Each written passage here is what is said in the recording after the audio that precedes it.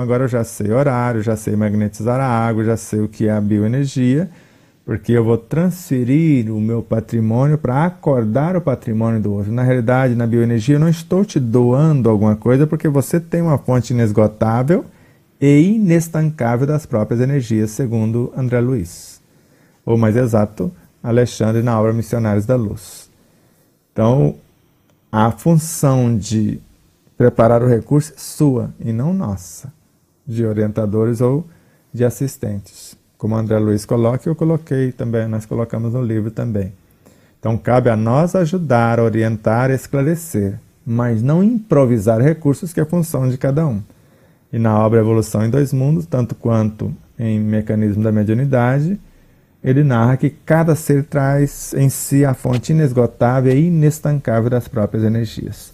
Bezerra fala a mesma coisa, Joana de Ângeles e vários outros autores. Então, quando eu estou transmitindo o que nós chamamos de bioenergia, eu estou acordando, no dizer de André Luiz, o seu próprio patrimônio, que está adormecido, ou a água parada está apodrecendo, transformando-se em lodo.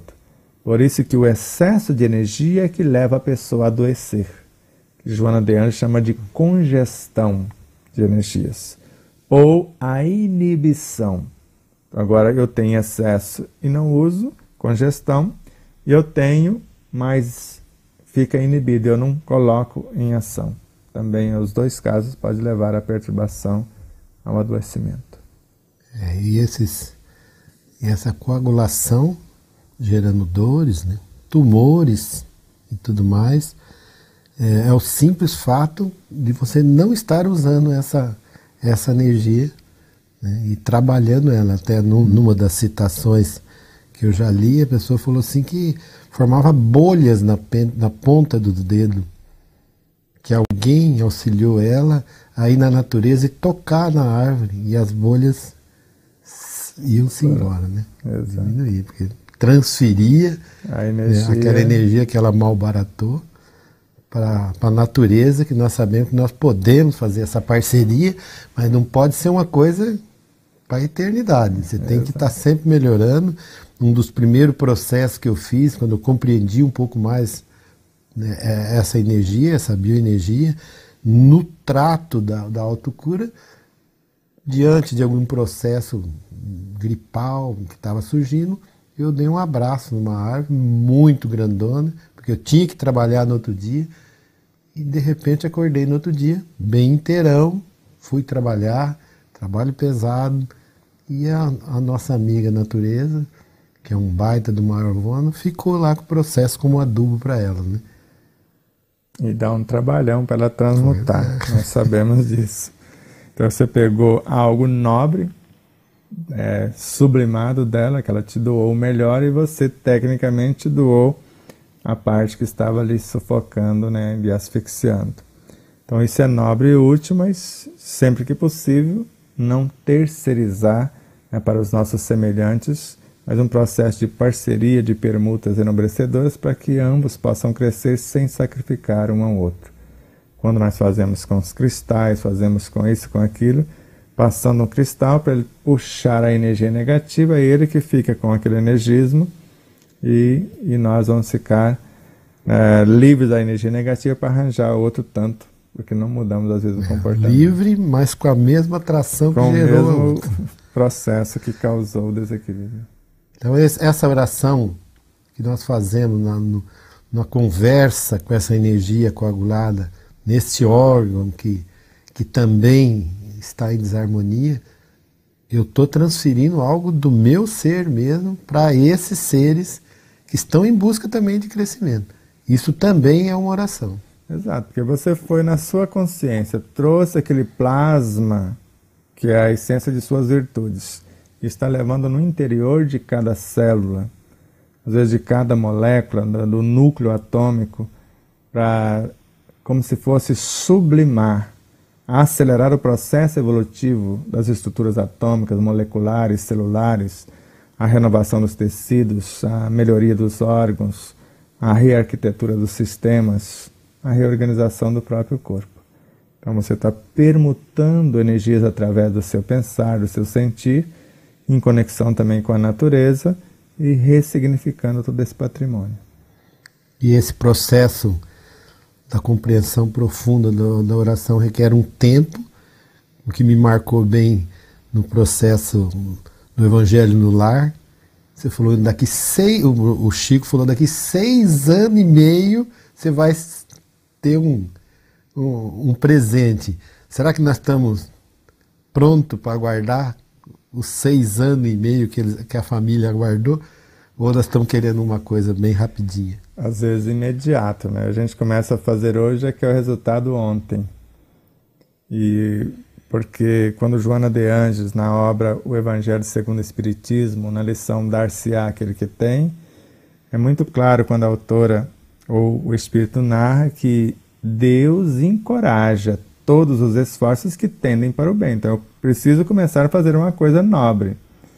Vai multiplicar 100 ou 1000 vezes a mais a possibilidade do acerto, do êxito. Mas eu preciso colocar a mão na massa porque há cada um conforme as suas obras. Então, para mim, a máxima mais justa de todas as máximas do Cristo é esta. Então, conforme você trabalha, porque meu pai trabalha até hoje, eu trabalho também, você precisa ser imitador. Porque se é filho de Deus, Deusinho é, e precisa colocar em ação o seu próprio patrimônio. Então, se eu coloco em ação, ele multiplica. Se eu não coloco, eu preciso devolver. Então, o talento enterrado, eu preciso devolver, ele vai mudar de mão. Então, se eu não quero usar aquele patrimônio que está ao meu dispor, ao meu serviço, ele vai mudar para outras mãos, porque não está sendo nobremente utilizado. As mãos daquele que quer trabalhar. O talento mal baratado passa para a mão para aquele que... Tanto que no próprio Evangelho, né, no Novo Testamento, num dado momento, Jesus manda atar duro mãos e pés e tirar o cara. O dia que você quiser trabalhar, eu te aceito de volta, mas por agora eu não tenho trabalho para você. Você está aqui como um peso morto, como a gente fala normalmente. Mas ele sempre deixou também essas lições. Então, ora, recebendo o filho pródigo, antes libertando-o para que ele buscasse as experiências que ele achava que não estava tendo, e quando compreendeu que se fosse recebido como funcionário já era lucro, não precisava nem ser recebido como filho, que ele retorna e é recebido com alegria, porque agora aprendeu como não fazer, já estava predisposto a trabalhar sem queixas, sem lamentações. Então o tempo todo a gente está fazendo esse processo de renovação e reestruturação consciencial. E no programa anterior você falou dessa promoção do inconsciente se tornando, né, o subconsciente, né, para que se torne, que vá participar dessa eternidade. Isso também, nesse multiverso, é uma oração. É uma oração, porque eu estou aqui no consciente, que nós chamamos do mundo racional, o mundo mental, usando a minha inteligência, a minha imaginação, o que eu tenho de valores. Então, quando eu faço isso, eu já estou comunicando com o meu subconsciente que governa o meu perispírito e o meu corpo físico. E mergulhando nesse subconsciente, que é uma fração do super e do inconsciente, e a partir dali eu começo a viajar pelo inconsciente já num processo de convite para o processo de transformação. E quando eu passo por este inconsciente, já iluminando, preparando o povo, que eu estou buscando as informações para promovê-los. E no retorno, que orando, agora iluminando de dentro para fora, eu já venho iluminando o inconsciente, chego no subconsciente e vou aportar-se no meu consciente. Faz o caminho inverso.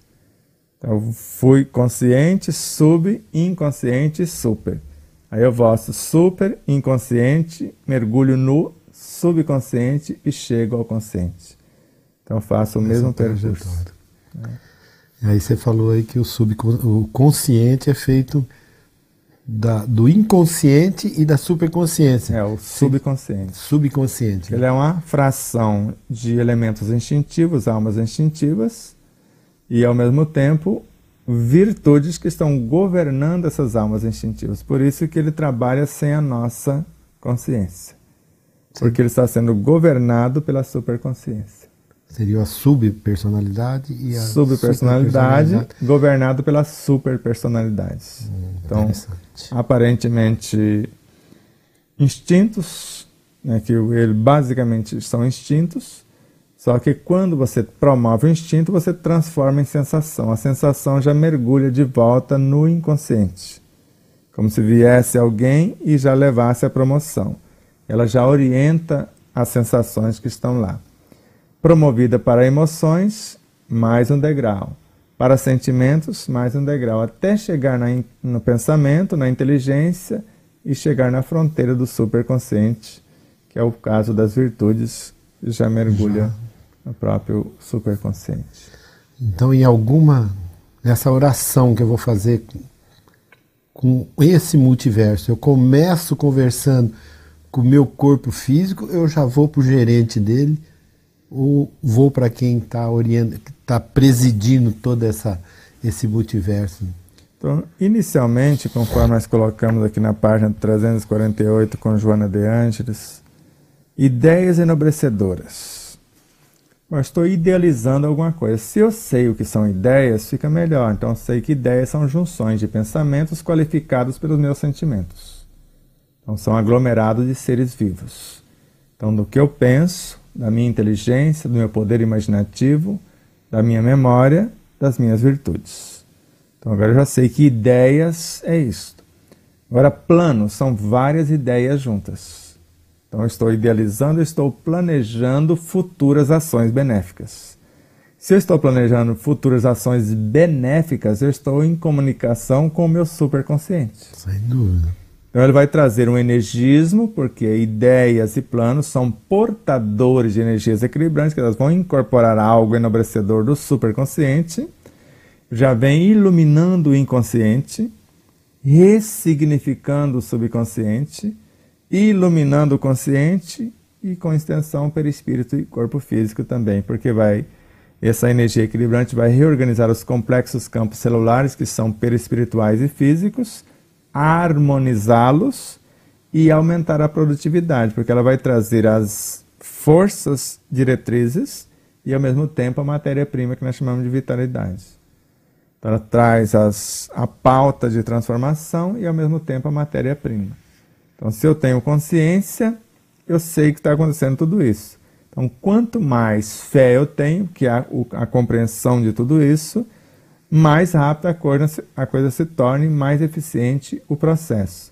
Agora, quanto menos eu conheço, eu vou apenas esboçar um desejo e alguém vai fazer o resto sem que eu saiba. A minha consciência, outros parceiros espirituais, mediante a minha sinceridade, pelo menos honestidade, humildade e fidelidade na ação. Então, quanto menos eu sei, mais eu terceirizo. Quanto mais eu sei, mais eu recebo, porque a cada um conforme as suas obras. Mais eu auxilio. Mais auxilia, porque você se torna livre e começa a libertar o outro. Exatamente. Agora, quando você ignora, você pede aos espíritos para magnetizar a água para o outro.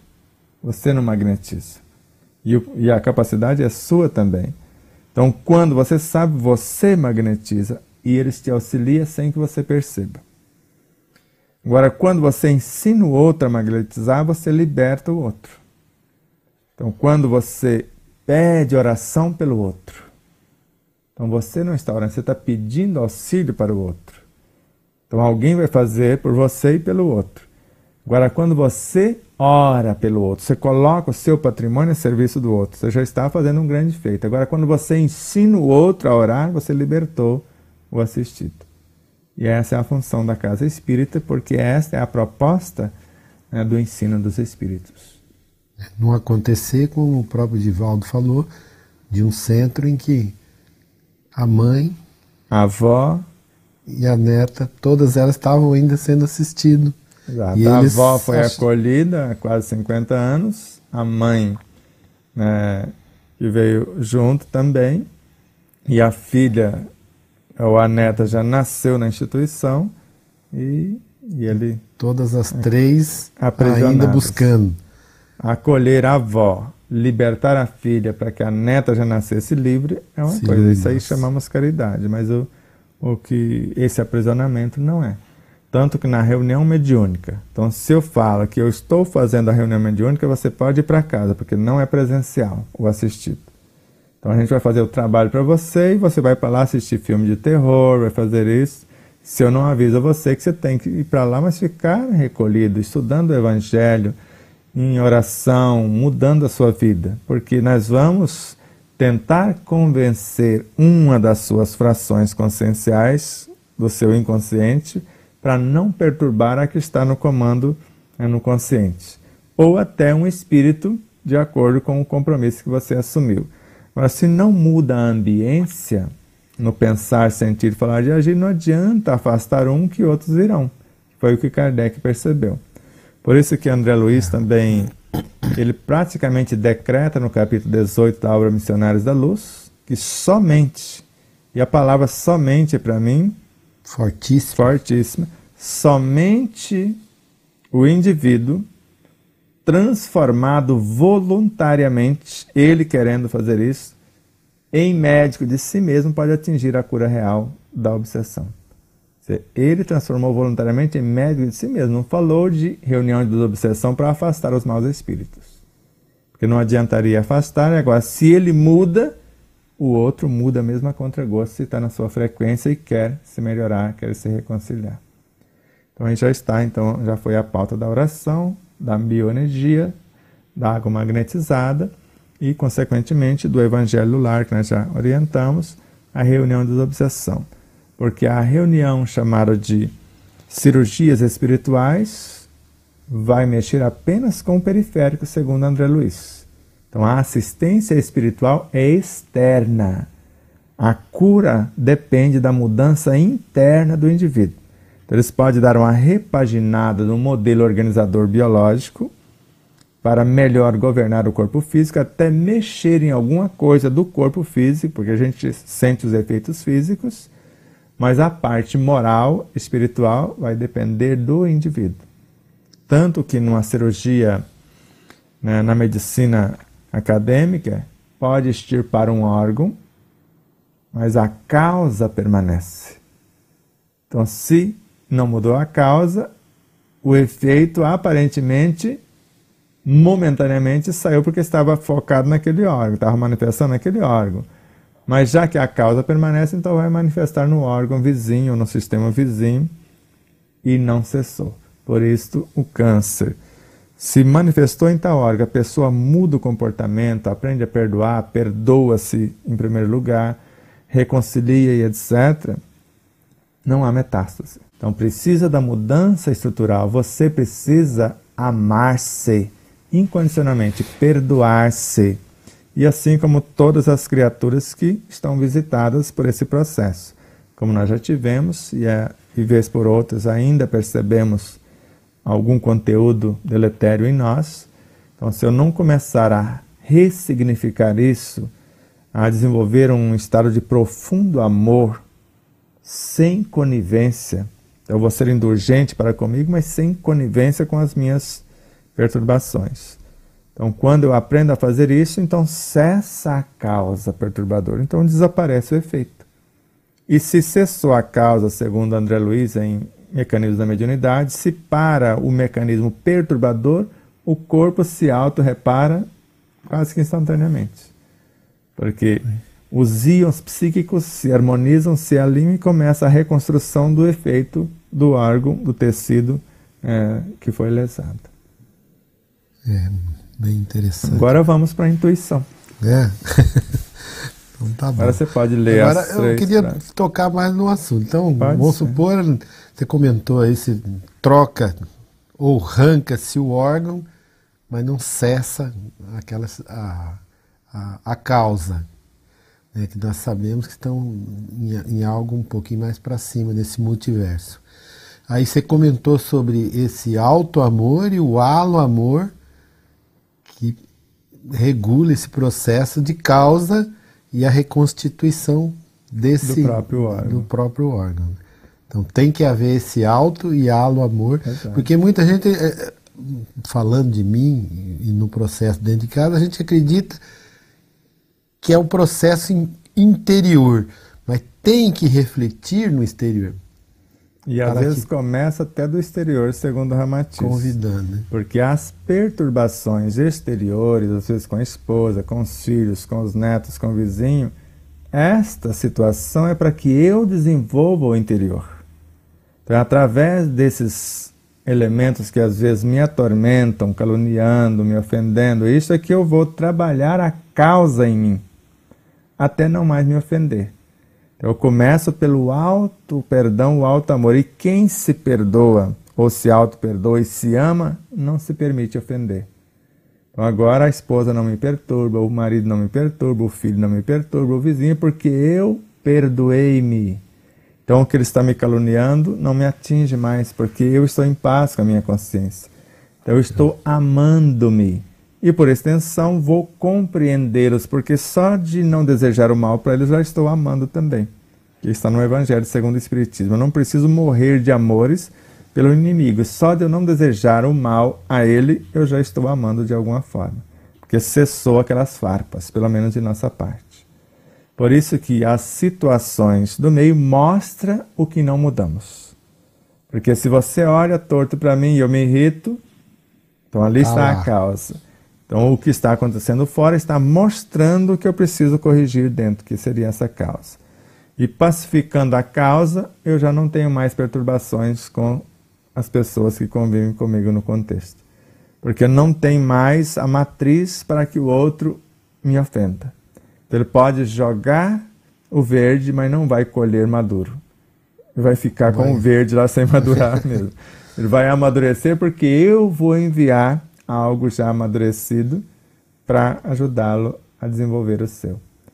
Então, quando entendemos isso, fica fácil a cura, a autocura, através do alto amor, e ao mesmo tempo a cura do outro através do halo amor, porque agora eu vou exemplificar o que sou e vou começar a acordar as pessoas à minha volta também. Beleza. Então não basta tirar a vesícula, que é o órgão mais tirado aí. E permanecer a mágoa, o ressentimento, né? A rigidez, né? A impetuosidade, que é as causas da petrificação da própria bile. Porque no meu convívio eu tenho duas pessoas, uma que tirou e fez uma reprogramação na vida, na alimentação, nas mágoas, nos sentimentos, e outra pessoa que continua se alimentando do mesmo jeito. A parte sentimental eu tenho pouco acesso, mas pelo menos na alimentação ele não fez qualquer tipo de mudança. Quer dizer, a causa ainda continua. Eu tenho uma pessoa da família que, por não mudar o comportamento, ela continua com as mesmas dores, com as mesmas cólicas que tinha quando estava com a vesícula. Então, quer dizer, não mudou o comportamento. Ela seria um freio. Então, se eu deixasse ela ali e mudasse o comportamento, ela sararia e eu faria a reeducação.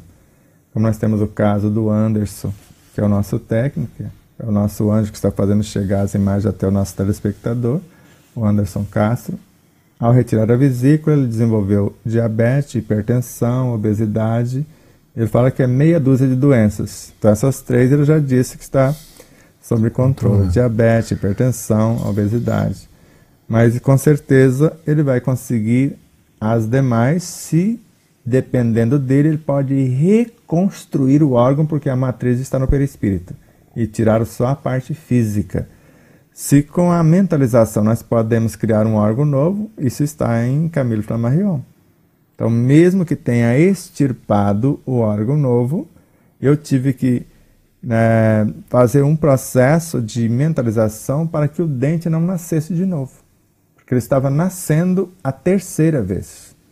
Porque tirou 2 dentes cisos, e porque eu tinha em cima e não tinha embaixo, eles estavam crescendo além porque não achavam o contraponto embaixo. E são dentes que não precisavam mais, porque lá atrás já tinha o suficiente aqui. E então, no extrair, eles começaram a nascer de novo. Pela terceira vez. Pela terceira vez. E eu pegava e falava, mas como? Eu sentia, né, o volume da gengiva e já parte da cartilagem bem endurecida para desabrochar. Então, porque a matriz permaneceu no perispírito. Se eu não dei uma ordem, falar agora o pessoal está de férias, a gente pode promover o pessoal do perispírito que não tem ninguém para comandar aqui no corpo físico.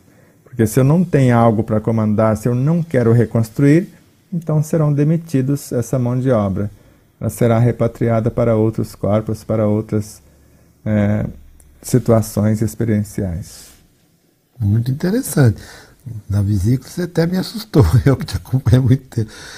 Eu já ouvi você comentar que a vesícula extirpada, muitas vezes o fígado assume as funções, quer dizer, o grupo que trabalhava ali da manutenção da vesícula vão lá trabalhar no fígado. Agora você está falando que poderia construir, não fisicamente, mas fisicamente. Você pode reconstruí-la fisicamente. Então, porque vamos só imaginar, aquele moço que estava com o fígado totalmente necrosado, quer dizer, o fígado morreu. Estava totalmente necrosado na fila de transplante. Ele reconstruiu em 100% um fígado novo, quer dizer, aquele estava detonado. E mesmo que tivesse arrancado ele, ele teria feito o outro, porque se sobrar 10%, os 10% reconstrói o restante. Então nós vemos uma lagartixa, ela arrancou o rabo. Ela construiu outro. Então ela vai alongando o tecido até construir. No caso do fígado, na realidade, ele não assume a função da vesícula. Quando eu falei isso, porque era o conhecimento que eu tinha na época. Ele já produz a bile nele. A vesícula é só um depósito do excesso para ser colocado em ação no momento certo. Então ele vai fabricando, vai acumulando, e na hora que a gordura chega, passa pelo estômago e atinge o duodeno, aí ele precisa, aí libera lá uma quantidade de acordo com o que está sendo pedido para ser metabolizado. Agora, com a falta desse depósito, o fígado produz o tempo todo e vai jogando lá no duodeno, nos intestinos finos, só que às vezes não tem nada. E se não tem nada, pode ir comendo os próprios tecidos dos intestinos, porque é um elemento altamente corrosivo. Então, se não tem o depósito, então simplesmente ela passa direto pelo duto e o tempo todo vai estar caindo um pouquinho. Então, se a pessoa demora muito em se alimentar, esse conteúdo, ou pelo menos se tomar água já é alguma coisa, porque vai enfraquecê-lo, né? E vai bola para frente. Então a gente precisa ter essa consciência. Então ele não assumiu a função da vesícula, ela é altamente necessária. Então ele só vai produzir e não tem ninguém para segurar o produto, vai embora direto o tempo todo. Porque nós sabemos que a área do cérebro, quando morre, outro lado pode assumir, do próprio cérebro. Então não teria dificuldade de achar que também poderia ocorrer isso em outros órgãos, né? Exato. E tem parte do corpo, sim. Por exemplo, quando acontece uma lesão no sistema nervoso, ou no caso um derrame cerebral, né, do AVC e tal, então o que o fisioterapeuta vai fazer? Primeira coisa, ele vai tentar recuperar o que sobrou. Após recuperar o que sobrou, nós podemos até tentar movimentar na reconstrução daquilo que foi atrofiado ou foi lesado. Porque hoje sabemos que os tecidos nervosos podem ser reconstruídos também. Mas a primeira coisa é ver o que sobrou e vamos colocar em atividade o que sobrou. Então, quando nós vemos várias coisas acontecendo, como vários casos na medicina, que uma veia interrompe, é entupida, e o corpo cria mecanismos para levar a irrigação, através de outras veias, e até reconstruindo veias e artérias, para manter a circulação, para que não haja a morte do tecido da própria pessoa. Então o próprio corpo, os elementais desse corpo fazendo, e com certeza o espírito está em ação fazendo isso, porque a alma está alheia a isso. E o caso das criaturas que criaram artérias novas através da mentalização, da visualização, por orientação da ciência médica. ou curando Parkinson, Alzheimer, derrame cerebral, através desse processo de visualizações de uma proposta de uma vida nova.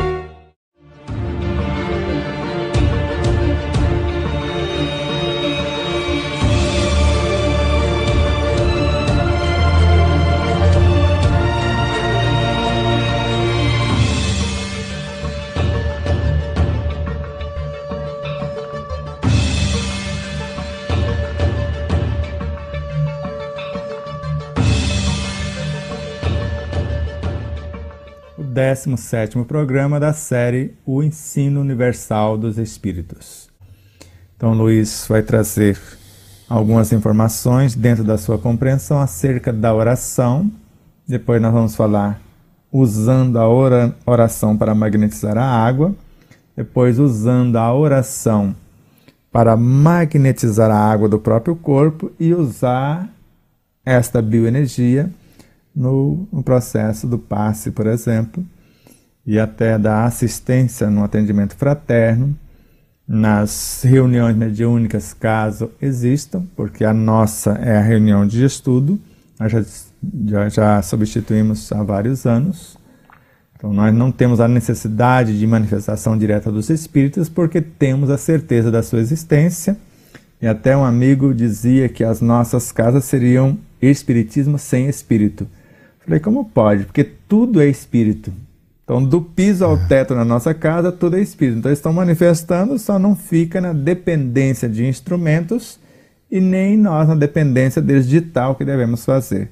Então, como espíritos e livres pensadores, sabemos que se nós nos esforçarmos, eles vão nos intuir, vamos nos instruir através da inspiração, que a nossa consciência, idem antes até, por meio da intuição. Então não é uma casa espírita sem espíritos, muito pelo contrário. Nós somos mais dependentes do fenômeno, não transferimos mais a nossa responsabilidade, da responsabilidade de orar, nem da magnetização da água, nem da bioenergia para os espíritos. Nós usamos esses recursos em prol de nós mesmos. Quando foge da nossa alçada, que a prova está um pouco além, pode parecer que está além de nossas forças, mas nunca está. E, às vezes, por ignorar ainda outros métodos, nós pedimos socorro e nem precisaria pedir, porque é baseado em nosso esforço que o socorro chega. Então, todo esforço bem direcionado atrai a assistência dos bons espíritos. Então, a oração, nós, pelo menos no meu caso, eu adorava de fazer aquelas orações compridas, prece de Cárita, demorei quase 30 dias para conseguir decorar aquilo, mas não sentia ela. Então, a partir do momento em que eu comecei a sentir ela em mim, a coisa fluiu mais rapidamente. Então vamos comentar um pouquinho sobre as preces repetidas somente da palavra, sem que você sinta. A dificuldade que o grupo, né, das casas espíritas tem na hora de fazer essa oração, não a repetida, mas aquela sentida que vem, que brota do nosso coração. Nós já vimos vários casos da pessoa repetir o Pai Nosso, por exemplo, numa situação tão rapidamente que nem compreende o que está falando. Então vamos buscar essa oração que busca os potenciais da alma, os latentes, os potenciais já consagrados em nós, já fixo no nosso ser eterno que nós somos. Vamos comentar um pouquinho dessa oração. E o que nós vemos muitas vezes na casa espírita e em alguns lugares, a pessoa faz uma oração belíssima. Obrigado, Senhor, por esse instante divino, por essa ambiência que nos acolhe, pelos amigos espirituais que se faz presente, pelas pessoas que participaram para que esse momento existisse. Faz algo belíssimo. Agora vamos orar a oração que Jesus nos ensinou. Então não precisa mais do Pai Nosso, a oração já ocorreu. Se eu falasse somente isso, obrigado, Senhor. Pronto. Ou obrigado por este momento, já foi. Porque a oração vai acontecer na ação deste momento. O que vai acontecer naquele momento? Porque Kardec é muito claro quando ele narra na Revista Espírita e no Livro dos Espíritos, até em outras obras, que a oração mais importante é o trabalho, é a ação. Então, em cada palavra, eu preciso revelar uma intenção. Então, se eu digo Deus nosso Pai, e não consigo imaginar o que eu estou dizendo, essa onipotência, onisciência, onipresença, que sois todo poder, quer dizer, onipotência, e ao mesmo tempo bondade. E eu poderia acrescentar justiça também. Então, Deus nosso Pai, que sois todo poder e bondade, eu sentir o que eu estou falando. E aí eu posso até usar a prece de Carita, mas dependendo da situação é muito longa, as pessoas não aguentam, não suportam. Então dispersam da segunda citação para frente. Então, Deus nosso Pai, que sois todo poder e bondade, dai força. Ele não vai dar força. Então, dai força, eu sei que Ele vai me capacitar conforme eu me predispor para isso. Então, a força é a própria estrutura do Evangelho. Já está em mim. Então, me ajude a colocar essa força em ação. É outra coisa. Essa vitalidade para gerar vida. Então, dai força, coragem. Tudo isso é conquista. Então, Deus, nosso Pai, que sois todo poder e bondade. Dai força àquele que passa pela provação. Então, luz. Então, o que é provação? Luz do entendimento àquele que procura a verdade. A criança o guia. Quem é a criança? Eu sou a criança, uma alma. Quem é o meu guia? A minha própria consciência. Ao órfão, quem está se sentindo órfão? O pai, alguém que orienta, que o ampare, etc. Então eu preciso sentir o significado de cada palavra. Por isso que orar não é um ato mecânico. Se a oração é filha primogênita ou filha primeira da fé, se a fé é mãe de todas as virtudes, se a fé precisa de uma base e a base é a compreensão perfeita daquilo em que eu devo acreditar, se eu vou usar a oração para magnetizar uma água, eu sei que orar é iluminar-se de dentro para fora, eu estou trazendo a força do Evangelho, a vitalidade para interagir com essa água na qual o Evangelho existe, porque o Espírito Caína fala que o Evangelho está na água, a vitalidade e a força desse Evangelho natural na água já existe. Então eu vou potencializar, vai unir o Evangelho em mim com o Evangelho que está na água. E ao mesmo tempo, o Evangelho que está em tudo. E mediante o meu propósito para a água, transformá-la num mais potente medicamento ou num mais perfeito alimento, ou o líquido intracelular também, o extracelular, o plasma do sangue, tudo isso vai criar um energismo e com a força do meu magnetismo eu vou levar algo para interagir com o seu psiquismo, do físico ao âmago da sua consciência, para que nós possamos fazer uma parceria. Eu vou gerar elementos força ou forças estímulos para que o seu patrimônio se coloque em ação. E isso deveríamos aprender na casa espírita, se eu ainda não sei. Então, como uma escola, ela vai nos ensinar a primeira coisa, a orar. Depois, a magnetização da água. Saber que é o meu psiquismo, os bons espíritos, a natureza que está... Nós estamos somando valores para a transformação da água que está no copo ou da água do meu próprio corpo, segundo Kardec nos ensina no Livro dos Médiuns.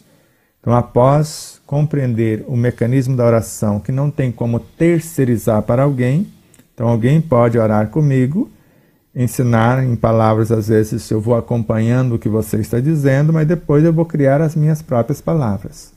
Porque é assim que lemos no livro O Evangelho segundo o Espiritismo, no capítulo 27. Em cada palavra eu revelo uma intenção, E a oração mais perfeita é aquela que eu uso dos meus sentimentos de humildade, de sinceridade, e falo com o reino de Deus em mim, ou Deus e o Cristo em mim, ou o Cristo, o arquiteto cósmico. Essas forças mais profundas nossas, né? Aí nessa oração, que nós estamos falando, nessa profundidade aí, nós antigamente acreditávamos que poderíamos, né, até colaborar com alguém. Eu vou orar por fulano lá, que pediu para mim, né? Hoje nós sabemos que o máximo que nós podemos fazer é gerar força e estímulos para aquela pessoa, porque o trabalho é intransferível dela. Mas não que essa oração que nós fazemos para alguém esteja à distância não tenha o seu valor, mas o valor como força e estímulo para que ele possa se reerguer e fazer o processo dele mesmo. Vamos conversar primeiro como que é essa força e estímulo que a pessoa que pede uma oração pode receber. Então vamos lá, a oração é iluminar-se de dentro para fora, não é? Então dentro está a minha consciência, o reino de Deus em mim. Então quando a minha consciência comunica com a sua consciência, simplesmente começando Namastê. O Deus que existe em mim reconhece e reverencia o Deus que existe em você. Então saúda o Deus que existe em você. Então as nossas consciências se uniram. Então, eu pedi permissão à sua consciência, o que queres que eu te faça? Perceba que a sua alma parece que não está dando conta do recado na gerência dos seus corpos. Aí você está tendo dificuldade de comunicação com a sua própria alma. O seu gerente parece que o sistema de informática caiu a internet lá, não está tendo como passar os e-mails, isto ou aquilo. O sistema de telefonia está meio frágil, então eu estou aqui como um consultor de empresa ou como um técnico para te ajudar a refazer esse contato, essa reconexão. É onde eu coloco o meu universo na reorganização do universo biológico, se eu vou direcionar isso para a reorganização física, psíquica, emocional, moral e espiritual. Só que numa parceria, eu sou a semelhança de um mecânico que conserta, entre aspas, o seu caminhão. Mas se você não aprender a dirigir, ele quebra de novo. Exatamente. Então, até que você tenha noção de mecânica e possa você mesmo. Então, quando você tem essa noção, você assume. Então, quando eu sei o que é oração, então eu vou colocar o meu patrimônio em ação. Então, eu não fico pedindo para que os espíritos façam o que me cabe fazer. Porque segundo o espírito Miramês, se você vai orar pedindo assistência dele, ele vai olhar para a sua consciência e percebe que na sua consciência tem o que você está pedindo. Então ele vai ajudar a sua consciência a comunicar-se com você e trazer o conteúdo para você, mas não doar do dele, já que você já tem o seu próprio. Então se você não usa o teu usando do outro, o seu pode atrofiar ou até estragar. Então, quando você pega o seu arroz, deixa guardado e pega emprestado com o vizinho, o seu pode carunchar, pode acontecer alguma coisa. Por isso que na oração, ela faz um efeito sim, porque nós usamos com sabedoria José Raul Teixeira no outro programa, e ele é que fala, esse recurso que eu direciono para alguém, ele não é pirateado, ninguém consegue desviá-lo. Eu enderecei para a pessoa. Agora, se ela não tiver, pelo menos, predisposta, sim, certo? Eu vou ter uma dificuldade para entrar no seu psiquismo. Agora, dependendo da tua moral, ela pode estar alheia, ela pode estar incrédula. Esse conteúdo vai mergulhar no seu psiquismo e vai ao âmago da sua consciência, conforme a gente lê com Ramatiz e o próprio Leon Denis no livro Despertar da Consciência, nas páginas 307 e 308. Então é importante que alguém ore por nós, mas nos ensine que a oração, de fato, conforme Joana de Ângeles, se eu oro, eu recebo os benefícios. Se você recebe a oração, você recebe apenas estímulos. Sim, então é mais benéfico você aprender a orar, e se você sabe orar, abre o Evangelho e começa estudar o trecho que você previamente escolheu, e está entendendo o que está lendo, e após ler, compreender, faz uma pauta de aplicação, a magnetização da água que está à mesa está acontecendo, e não só da água, a magnetização de tudo, do piso ao teto da sua casa, a vizinhança, o quarteirão inteiro, às vezes até o bairro, até a cidade, dependendo da moral e da consciência de quem está estudando, já está acontecendo. Então você não precisa direcionar algo diretamente, porque você tem consciência que a magnetização já está acontecendo. Porque a oração é um processo de magnetização, segundo Kardec, na obra O Céu e o Inferno. Então a oração, muitas vezes, não precisa nem ser verbalizada para que nós possamos colaborar com os nossos conteúdos e com alguém que está nos ouvindo. Porque muitas vezes, nós já comentamos, a oração verbalizada pode ferir. É uma necessidade nossa. Exatamente, também tem isso, é verdade. Porque a oração é uma tomada de consciência. Então eu estou apresentando uma proposta para a minha consciência. Mediante a proposta eu posso mergulhar na minha consciência ou ela chegar até a mim. Como está no próprio Evangelho segundo o Espiritismo, não sei se você já leu ou se lembra dessa lição. Quando alguém ora e o próprio Jesus chega-se. Estou aqui, por que me chamastes? Então a consciência pode enviar alguém até nós, uma virtude até nós, conforme a petição, ou permitir que eu vá até lá falar diretamente com a consciência. Exatamente. Tem o centurião também que buscou Jesus, né? Que eu gosto então, muito dessa ele passagem. foi até a consciência, porque Jesus significa a consciência. Ele é a personalidade. Então ele viajou até a consciência para assistir um outro estado de sua consciência, que era um dos seus comandados, que poderia ser um órgão representando nesse sentido. Exatamente.